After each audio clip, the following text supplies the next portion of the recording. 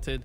Could say the same about Spectre, but I don't know. I just feel like the guys on Oreos are maybe just one step ahead when it comes to that gun skill, and I think it's going to make a big difference in this series.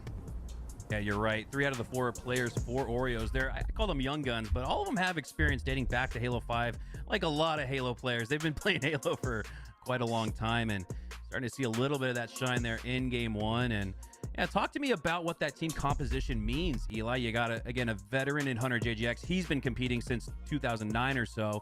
Clay, Persecute, Fluriously, they're all in that 18 to 21 range or so. I consider that a young gun. But talk to me about what that veteran leadership brings when you got a guy on the squad like Hunter JGX, who's been doing this for nearly 2 decades.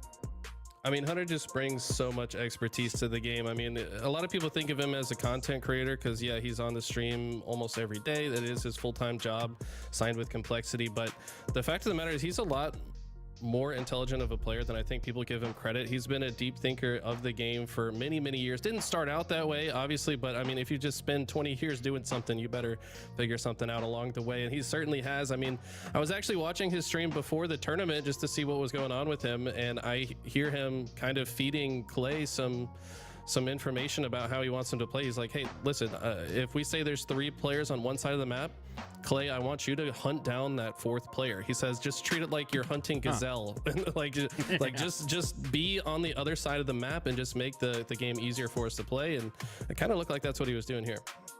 Yeah, I love that, actually. And you've got 3, again, moldable players, and probably Clay, one of the most moldable, a great free-for-all player. And, oh, let's not forget, share some of those genetics with Boo Boo Doo Boo. It's the younger brother, actually, of Jesse, Boo Boo Doo Boo, as Clay, a heartfelt, intense competitor in the free-for-all side of things. And you'd probably say the same for Persecute and Fluriously. These are guys that are continuously pushing in the top 8 for free-for-all, and really curious to see what they could do in 4v4. Eli, I saw last night Fluriously's tweet. He didn't have a squad for the tournament this week, and I couldn't believe that, but very glad to see that he got on this team of 4 as the Oreos. It might not be a shoe-in for a top 8, top 12 qualification to make it to Championship Sunday, but I think they'll be in the mix. Absolutely. I mean, this is not a team you can take lightly if you're any other team in the bracket. I mean, a lot of these guys on the fringe of the top 16, this is not a squad they want to go against. Yo, y'all let me know, like, yeah, they just what the levels are sounding like with the volume and stuff. Really nail down a lot of strategies, but I mean, it doesn't really matter when you've got a veteran like Hunter JJX on the squad. He's going to be probably a bit of a puppeteer. He's going to be playing the game, but also trying to, you know, hold the team down with strategy, rotations, be heads up, have the heads up awareness on spawns. So not an easy team to beat. And it looks like we may have just new information that a lot of people are learning for the first time. What's going on, Chris? What's good, Clay, bro? CCM on your screen. That is Boo Boo Doo Boo's younger brother. Very, very similar, I'd say, in gun skill. And these are the reps. These are the reps that Clay is going to get in that hopefully propel him to be as good of a 4v4 player as he is in the free-for-alls. As very excited to see these individual players compete next year in HCS Season 3. On the other side, we got Spectre Esports as we're kind of getting things rolling along here. And Spectre Esports last week, Eli, gave Passion United, another one of those top 24, 32 or so teams, and they gave them a really good series. So not counting these guys out just yet, but who from Spectre should we watch out for? Persecute's new team with Claytron and tie this series up brother. I've been really impressed by Ringar. Whenever I see this guy play, I mean, he's a grinder. This guy plays matchmaking all the time. He's always trying to improve his game. Also has side gigs going on at the same time. He was a big part of the reason we saw that classic Halo League. We actually had some of those tournaments on LVT. Yeah, I can't even change that. Some old school throwback maps and kind of it's not the same for like on Twitch. So, like you can't change that. Part of that kind of paired up change it with in Unique to make the CHL happen. And I think he's a great person in the scene, and he's also a great player. I feel like people don't recognize he's a very talented and strong player. Spectre Esports and see if I can do it. Soldier grab the camo off the start. Soldier able to trade out, but he goes down shortly after, and Oreos are going to regain the lead with control of the gold side of the map and that shock rifle. Clay takes to the bat ledge. Gets a good shot there on Colcane. Takes him down to Absolute. It looked like, yes, he was Absolute. One body shot from Fluriously. Cleans him up as Persecute cleans up with the headshot. 6-4 here off the start as Oreos take a 2-kill lead. Also want to highlight Fate ZD. This is actually a young gun that I keep running into in matchmaking, and he is an absolute demon on the map. If he can get control of the shock rifle at some point this game, I absolutely expect him to pop off. All right. 17 There we years go. old, based in NA, a young up-and-coming competitor we see in the scene as we see him land a headshot. Black there Light on Retribution, Takes that's him down, crazy. stays alive. Good morning, Joshy. Grapple side up What's the map. good, Now he's bro? put it to work. Slips and slides his way towards the tower. Has the high ground. All three collective members, all four actually there, pushing in through the tower side, and they've made Bro, their what the move. heck is Fate Black pushes in Light? A1, but goes down shortly after. Persecute trades out with him. Two go down on each side of the map, and it's Persecute clearing the map with an overkill extermination. Persecute, as that's the Oreos homie. separate with this lead.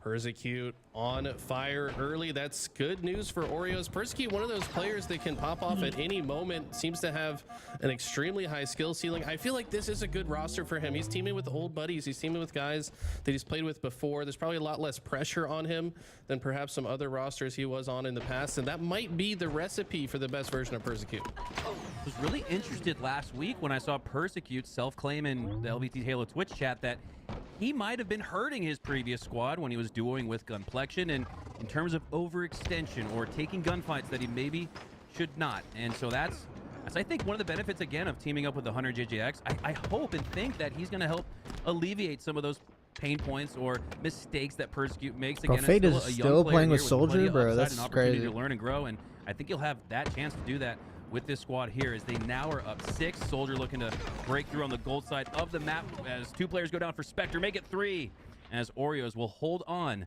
to that 6-kill lead. I'm noticing a little bit of desperation out of Spectre, some forced pushes. It seems like they're maybe dying staggered. They said Fate only 17. That's a lie, bro. He was like 17 in Halo 5, bro. Oreo's also kind of giving up this gold. He's in control. You college. have to think after they got several He's not kills, they should have 17. maintained presence in gold, but that's allowed Casters, Spectre they to just be push in here talking. on They this just be side. yapping. Good news is Persecute You know what I'm trades in the tower side, which is massive right now. That leaves the rest of Spectre kind of trapped here with nobody to pinch on the other side.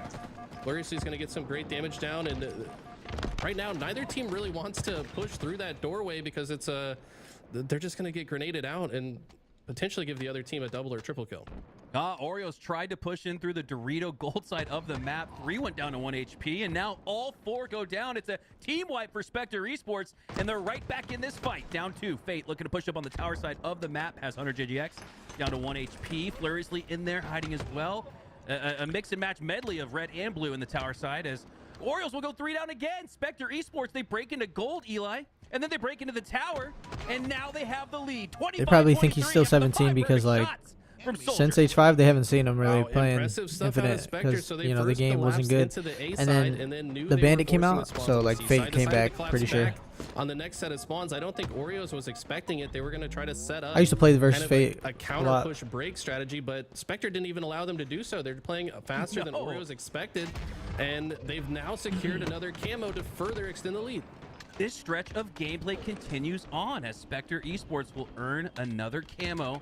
Can they find more value? They did at the start of the match where they went 1 for 1 with it. Colcane with that camo looking to push up into the long haul side of the map. Doesn't earn a slay, but that assist still counts towards the value of this camo as he gets another assist, counting for 2, maybe 3 kills. Probably see an assist pop up on his screen here in a little bit as the teamwork has been spot on, but it looks like instead Oreos have enough.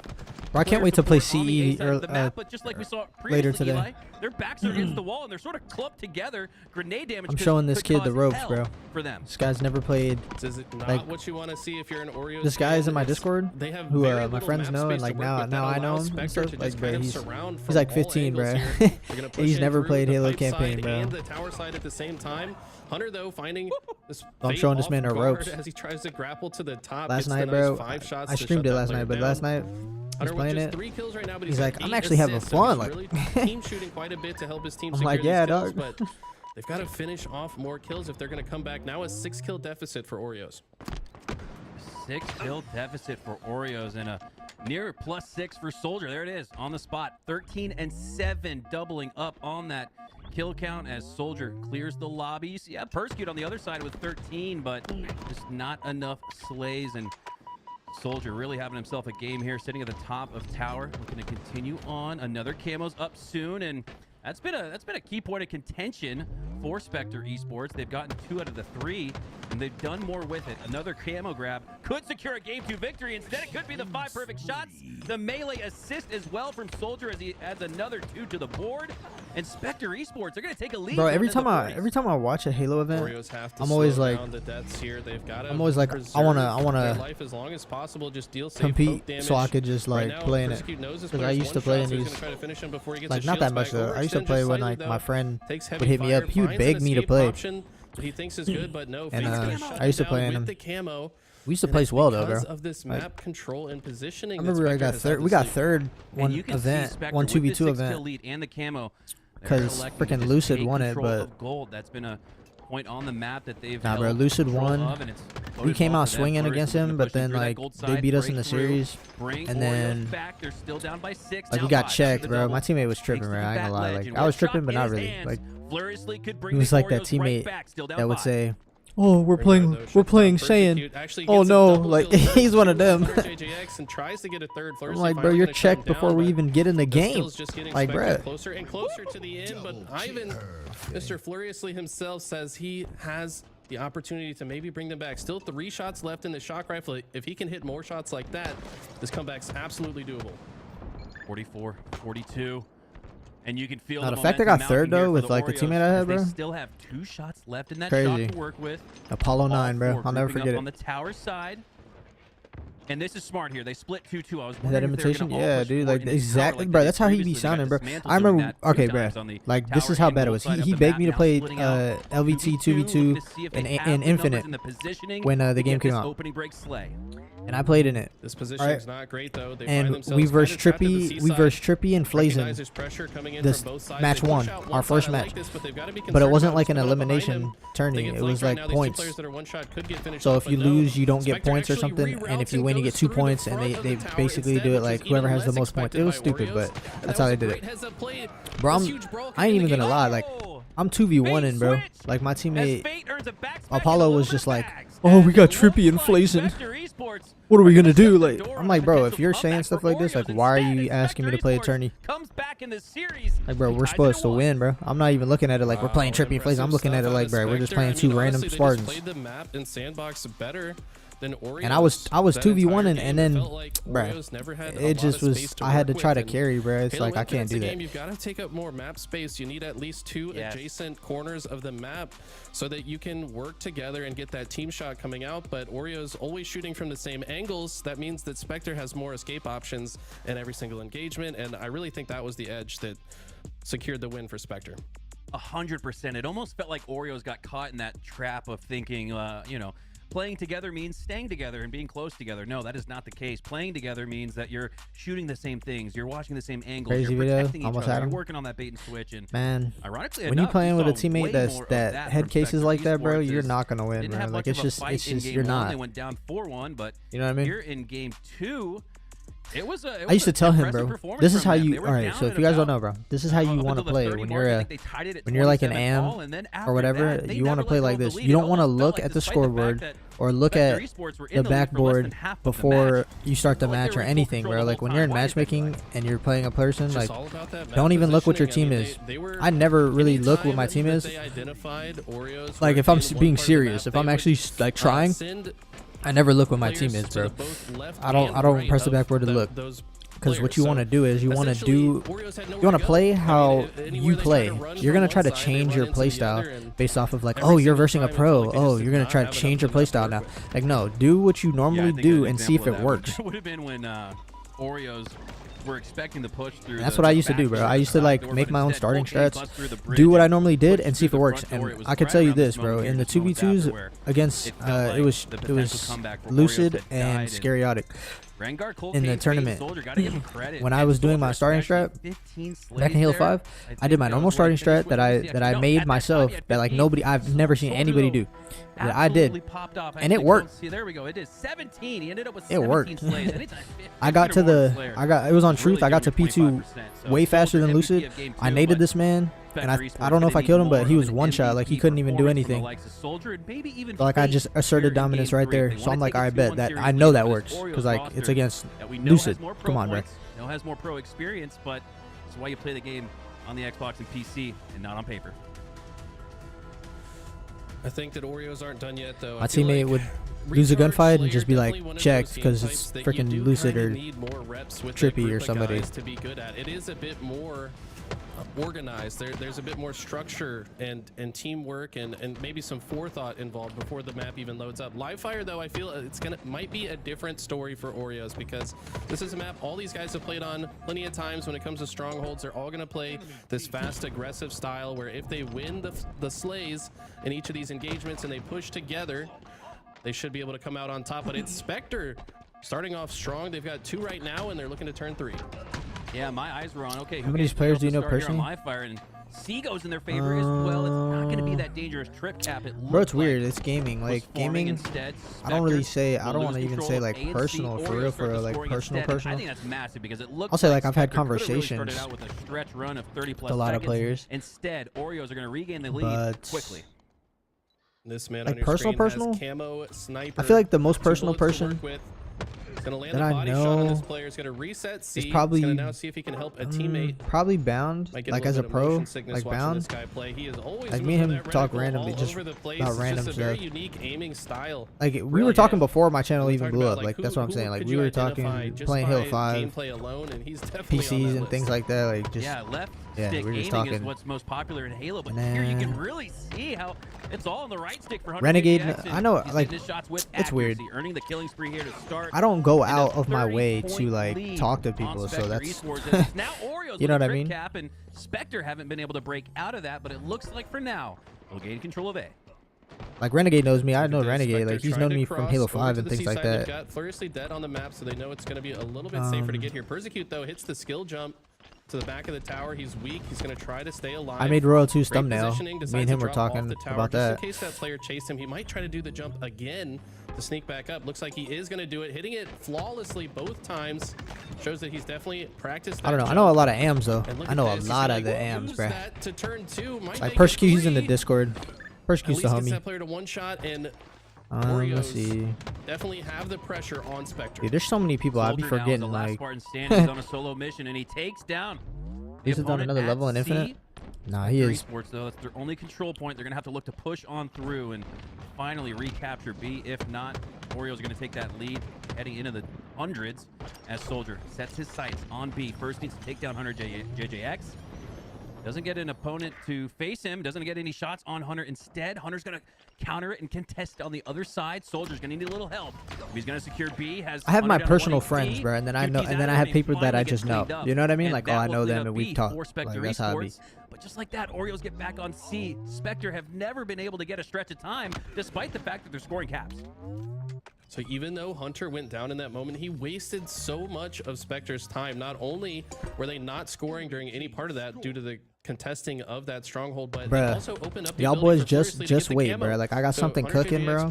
That like me and Shyway gonna drop a video, bro. Like I got something cooking. Like, that's why Oreos continue. Just wait on it, bro. Seriously, rolling through, looking for just the wait on cap. He's got little. It's cooking over here. He's actually got some shots into the back of an opponent. Persecute looking to pinch him and clean him up. That's Cocaine in the hill. I got so many ideas I want to do. Like seaside up the map. That's gonna give them control. I'm trying to see. And I don't know, I'm trying to be different. They have the numbers edged. But like, go down for Oreos. All 4 alive for Spectre Esports. Like, I don't know. Is going to give them much of the map to control and take space to their liking as Cocaine looking to flip B. A flips in favor of Oreos, but it looks like for now Spectre Esports should finally get back on the board with scoring of their own. Right there we saw, I think it was Soldier pushed. Like y'all know me, bro. I put effort in my videos, so like I'll kind of want. You don't have the numbers. I want things that are might as well just protect what interesting, you know. Currently scoring. He decided to push in and try to stop. Like gameplay is cool, but I like the gives Oreos a bit more space to work with.